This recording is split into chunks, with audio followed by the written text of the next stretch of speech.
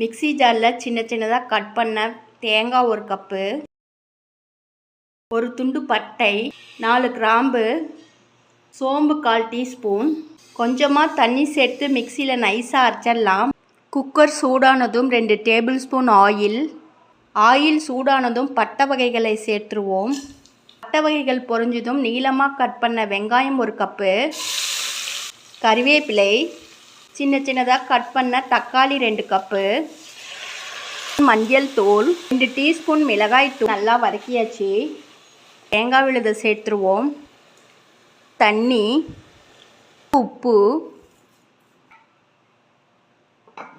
3 whistle வர வரைக்கும் wait பண்ணலாம்.